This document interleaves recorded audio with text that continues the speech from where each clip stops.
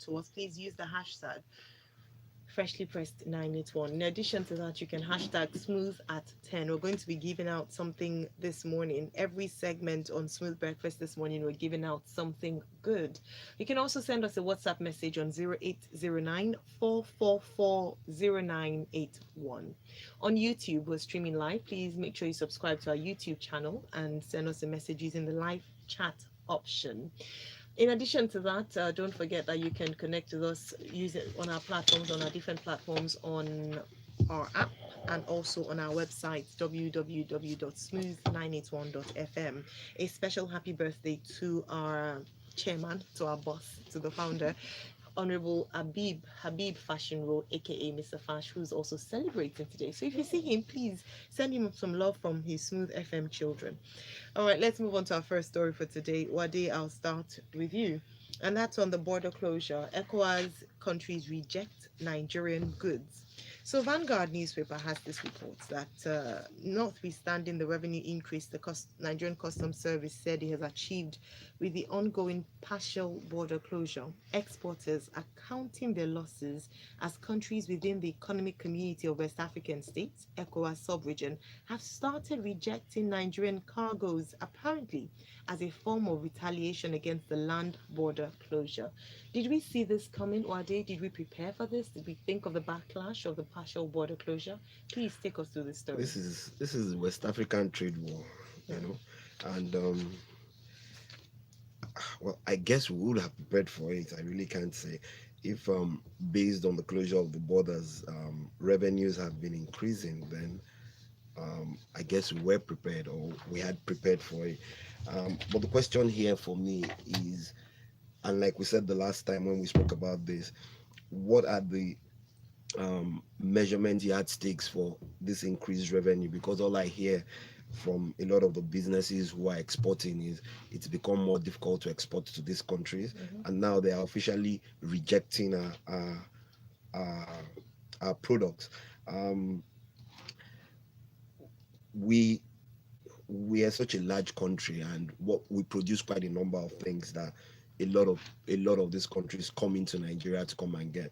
And like we continually insisted, is the customs should actually put their processes together. Something comes to mind here when I was reading the story. Um, a statement by um, I think it was Dr. Obiora Madu, who said he further admitted that exporting generally is becoming difficult as cargoes are now undergoing careful examination before leaving the shores of the country. Yeah. Why did they have to take the border closure for this to happen? Because if the processes and procedures had been applied from the onset, we would not go through this process. It's sad, but like everybody has to look out for his or her own economy. If Mm. the West African countries are not seeing value from the closure of the borders, I guess they have a right to retaliate. And remember that with the ECOWAS region, there is an agreement on free movement of people and trade, Yeah. and we've also just signed the African free trade agreement. So I guess this is retaliation from starting with the ECOWAS countries. I don't know what the other African countries will do as we go on. All right, thank you. It's worthy of note that the Chief Executive Officer, Institute of Export Operations and Management, Ofon Udofia, has said that the private sector is suffering. He mentioned a number of companies like Unilever, talked about Dangote and their exportation of cement, and also said that for this kind of, I mean, which a number of people have also mentioned, that perhaps we should have prepared a bit more before the government put in this I policy. guess we should have. I Mm. guess so. Well, let's hear from you, Lagos. What do you think about this? A number of people, particularly local producers, have identified or highlighted the fact that they've benefited quite well from this partial border closure. But let's see if that's the reality on ground. Again, for exporters, what they're facing with this closure. We'll move on to our next story, Fumi. And protests as Senate approves 10 billion naira refund for Kogi. This is from the Guardian newspaper. Now, it's barely 72 hours to the November 16 governorship election in Kogi State, and the Senate has been said to approve a sum of 10.069 billion loan refund for the state amidst uproar from the opposition senators. Please take us through the story. Okay, so the basic thing is, you know, they say if it smells like a rat, looks like a rat, it's probably a rat. Um, so this is what I think would get a lot during this administration. I mean, this is compared to the Eighth National Assembly, this is the friendliest a Senate and presidency can get. And so um, this is probably the kind of things that we're up against for the next 4 years, well, 3.5 years. 3.5 years. Thank you. um, so I want to read quickly the contributions of the minority leader, Okay. who said basically That's Eyinaya Abarabi. Abaribi, yes. Sorry. His argument, and I quote him, "This is not a joking matter. I agree that they should be paid. What I don't want is the misuse of this fund because it is for the people of Kogi State. Therefore, I have the mandate of the minority to say this can be waited upon until next week, because many other state governments also have their papers there, and the speed with which they have decided to pay this one, they haven't adopted the same speed to pay the other ones. We think this is not the right time. The exigencies of the moment will lead this money to be used for other purposes, and therefore we say let us delay for only 1 week. After the elections on Saturday, they can get their money." Just before you go on, I'd just like to point out what the amount or the refund is for. It's the form of promissory notes program for bond issuance, and it's a refund to the state government for projects executed on behalf of the federal government. Okay. Yes. So minus the obvious reasons why people would not want this money to be paid back. Consider the fact that there's about to be a change of government. It actually leave Nigeria's peculiar case, assuming this was even a sane country, assuming we were not so almost 100% sure that these funds were going to be used for the elections, assuming even if we were not, the mere fact that there's about to be a change of government, a change of administration is enough reason to pause until that is settled. Now, putting all the other factors that are in place with where it's okay for a country where it's okay for a well-known party leader to have billion vans driving in into the election, we know the kind of country we are. So this is them doing it despite what you care, despite it has now become so brazen. Nothing has been done about the bullion vans. Nothing will be done about this. The next time, well, you can't really compare this to the bullion vans because it is the state's money. It's just that the Senate have passed the motion to refund at this time. Ayo, this money it had been asked for before, and the last Senate did not agree to it. So why didn't the last Senate agree to it? For different reasons. Okay. Because the last Senate had said some of this infrastructure that they were talking about, they couldn't see some of these things that had been done. However, there's an election at the weekend, and all of a sudden we approved 10.6 billion for the states. And we single out the states. Yes. It's worthy of note that they're not the only state. Exactly. So why didn't you just approve for all the states? We single out the states, and we do it in such a speedy process. It's almost like saying, "Oh, we suddenly remember they need funds. Let's quickly gather the committee to issue its report. Let's quickly vote on this thing. It's so obvious. It's rather suspect. Suspect is an understatement. It's so obvious it almost doesn't need analysis. It has come to the point where they don't care what you think. Okay, thank you very much, Funmi. Let's go on to some comments.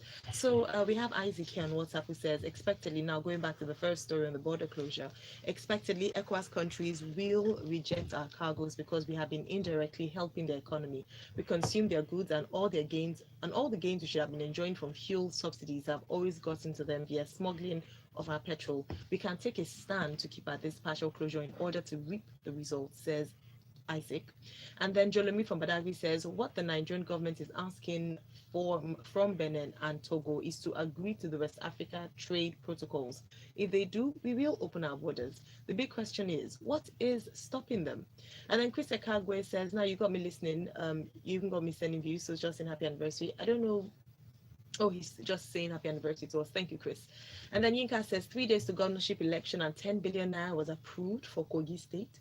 Well, we're not sure if that refund will be released immediately. However, we must agree that when the executive and the National Assembly are in bed together, lack of clarity because they will never check each other.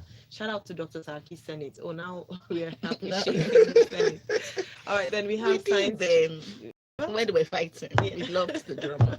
Science student on Twitter says government has done well by the Nigerian people with the border closure. They have blocked huge leakages from the economy. Giving them credit will not kill freshly pressed. We do I give credit just want where to it's add due. the last thing on Yes, that. yes, They please. should show us these figures that we're talking about. Okay. You know, it's not just to bandy words on the pages of the newspaper. Show us these things, put it online, let people see. Show us how we actually made these savings. So we want data, as Yes, we always ask for. because data never lies. All right, let's move on to our next story. Now, this is on the fears of, Lagosians in particular, on the state of the Third Mainland Bridge. Now, coming against the backdrop of the trending video on the failure of the bridge, that's the Third Mainland Bridge. I don't know how many people saw the video where people were alerting the, Lagosians and the government that they should do something about Third Mainland Bridge urgently. The federal government have come out to allay fears of residents and motorists on how stable the bridge is, saying that it is strong and it is safe. What do you have to say about this? I'll be quite brief on this because I know sometime last year a video like this also came out, and in August of 2018 they actually shut the bridge down to do some maintenance work, and over the last 2-3 months, I really don't pass Third Mainland much anymore. But the ones I passed it after like a month or so, I saw that they had tarred the roads. The road was smoother and quite a number of things. So let's also be careful about the way we share videos. Are we sure that this is a recent video?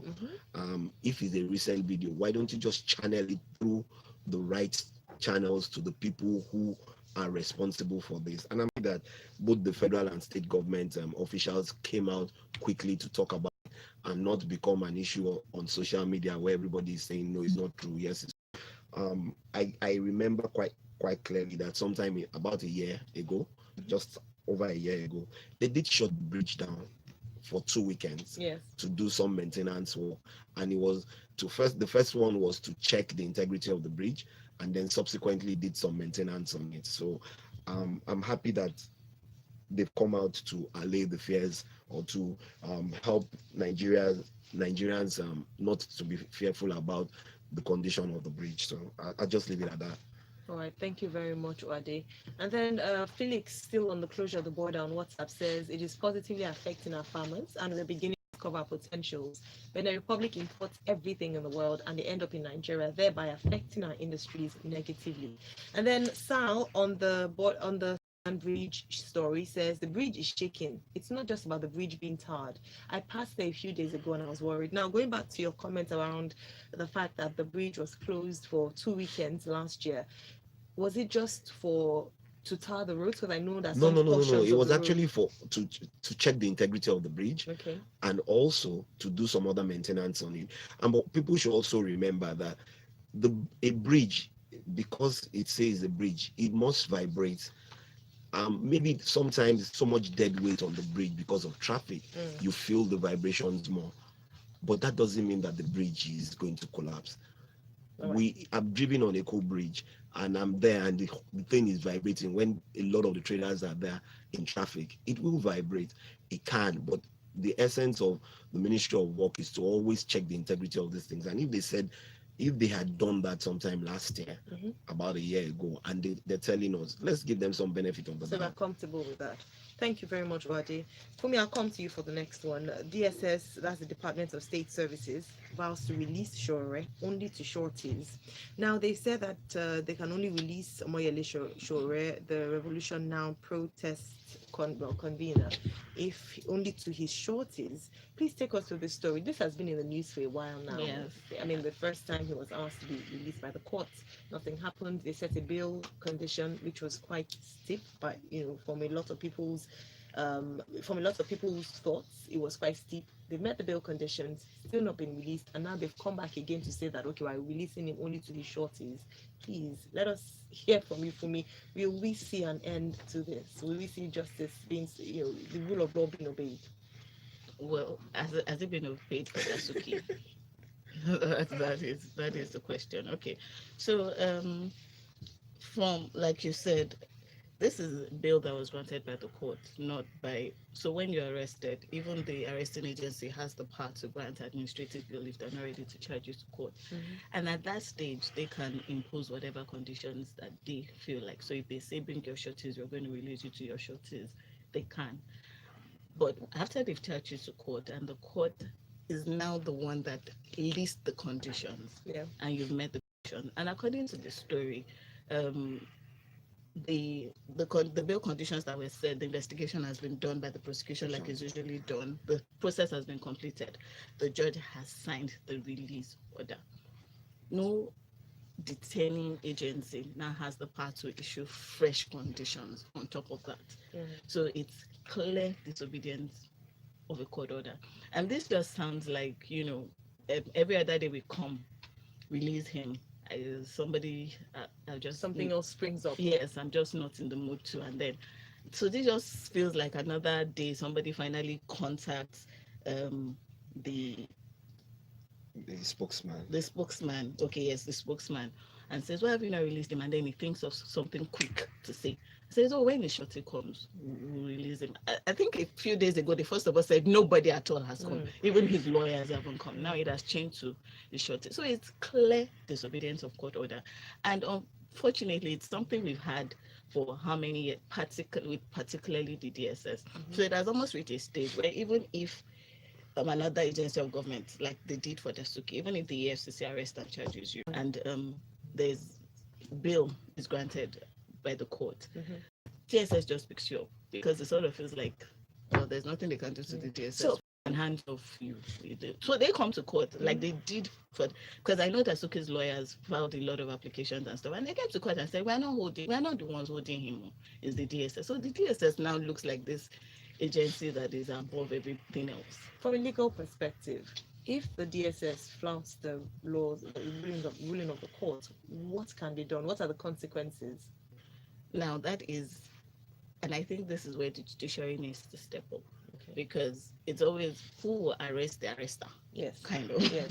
Arresting the arrester. Yes, who would arrest? Because another option that his lawyers have is, and even that is, what if they disobey it? Like a form of habeas corpus, produce him to court, kind of thing. But then he steps out of court, they arrest him again. So this is where the judiciary needs to step up. I remember doing for Dasuki for Raymond needs to step up. I remember doing for Dasuki for Raymond Okwesi before they released them. Every time they came back to court, the lawyers tried all sorts of ingenious methods. Don't allow them to disobey your orders. But there was always a leeway, and it almost seemed as if the judges gave this position of my order, there's nothing more I can do. You go and sort out how to ensure that it obeyed. Yes. All right. Thank you very much. Our eyes are still on this story, and we hope that the DSS will finally respect and obey the rule of law. Deji says an independent assessment should be done. That's for the Third Mainland Bridge. I don't trust any stuff. And then we have from IK, still back to the 10.6 billion naira approved for Kogi State. Says that I'm not impressed with the approval. However, way you want to look at it, something is very fishy about the whole process, considering the fact that other states are yet to receive such goodie bags. Can this money be actually accounted for? And then Ade from Marina says, sadly, when a Nigerian says, I have checked it, my heart skips a beat. That's going to the Third Mainland story. Deepo says, the border closure by Nigeria is like Team Nigeria against Team Africa. If they reject our product goods for us, at least we'll have enough to eat. Well, he says it's good for us. We'll have enough to eat. And then still a few more comments. Prince says, even if government shows data, people will still not believe it. We believe what we want to believe. Molupe says, can the DSS boss not be charged for contempt of court? That's what I was asking you from a legal perspective. All right, let's move on to our next story here, Uade. APC Crisis, still on the Edo State APC Crisis, well, that feeds to the larger crisis that is said to be going on in the APC. We have here that the party headquarters approved suspension of chairman who spearheaded Oshiomhole's suspension. Please take us through the story. Okay. The what's it called? Mr. Jesua was that's the party Edo branch party. Anselm Jesua was suspended on Tuesday by 11 of the 16 members of the Edo State Working Committee. After the executives had actually suspended Mr. Oshiomhole from being a member of the APC. Like we've seen, like this is obviously a battle for control for Edo State between Oshiomole's group and Obaseki's group. But the critical thing here for me is, what does the APC constitution say with respect to suspending a party member? Who has gone through that process?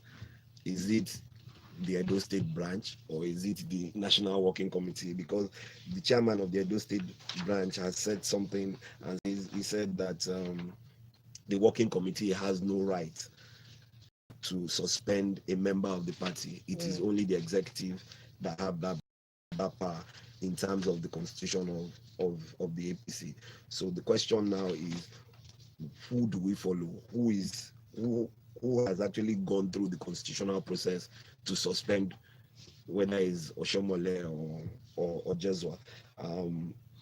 It's a cat and mouse game, and it would continue. I do think that at the end of the day, the party leaders and the elders will come and sit down and try and work something out and agree and get both parties to this I think I think that's my thoughts. Well, with politicians and their ego, they might want to go and learn from what happened with PDP. Yes. I mean, a few years ago, you could have replaced APC with PDP for this story. Yeah. And look what that got the party. So I'm not as optimistic as you are. As I am. Yes, Yeah, but politicians and pride and ego. But you see, they should also, like you said, they should also learn the lessons of what happened to PDP.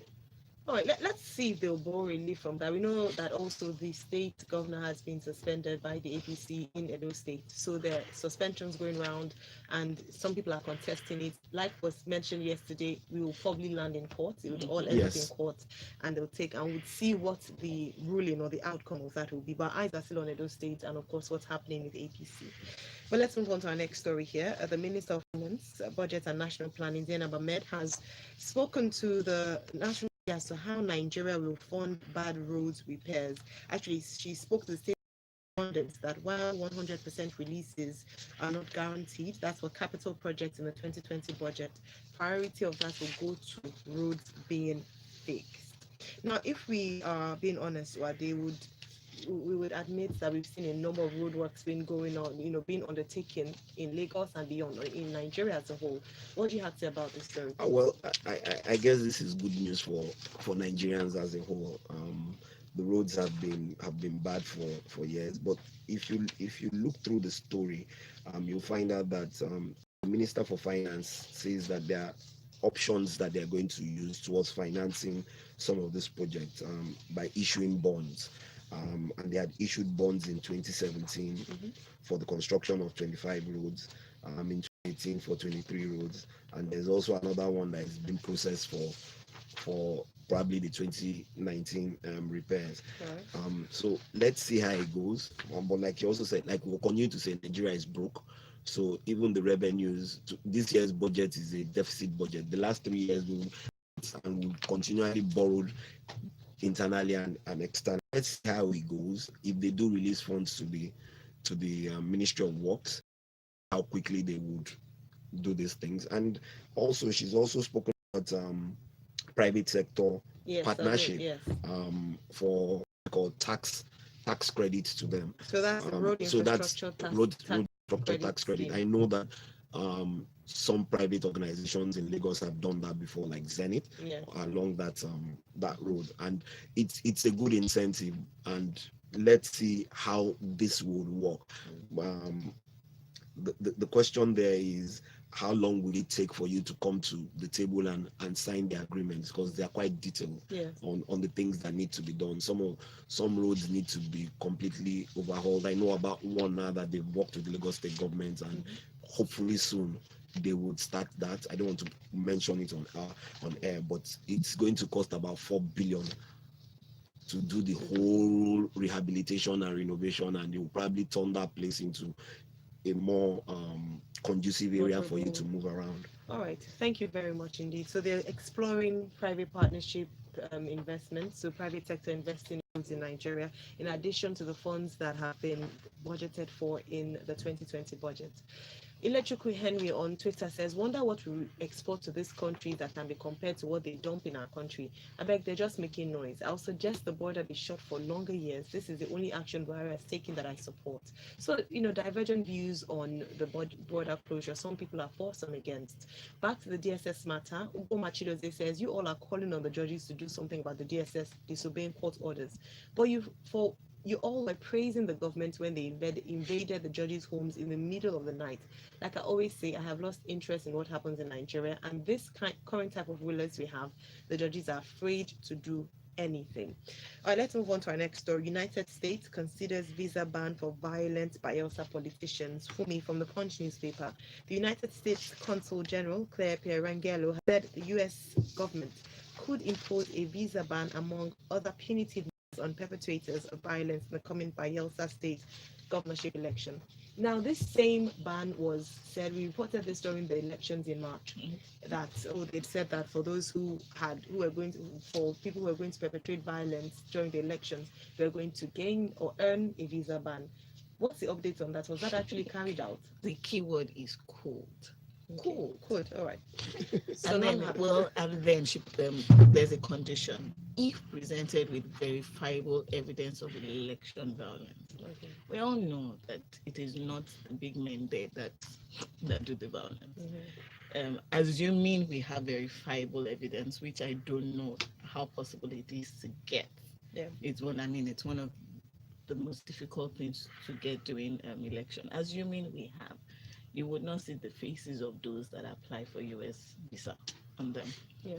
It is foot soldiers, like we like to call them. So if you're reading the story and you're expecting not to see any of your current leaders and all of that traveling to the US soon, I'm quite sorry to disappoint you. It's the same sound bites we say to each other when the right words to speak when called upon to speak. So, and not the basic thing is other agencies, the US is going to monitor Bayelsa elections. That's a very good point you make for me, actually, that the people who are the faces of election violence are not the ones that will possibly travel. So the ones, how many of them are able or can afford to travel abroad? So we don't know just how much would be a deterrent to election violence, although it's a good start. We say it all the time, but it's something that and I think it's the poverty level. The fact that it almost looks like there's no other option than for people to kill each other over. Mm-hmm. But these politicians are in the cocoon of their homes.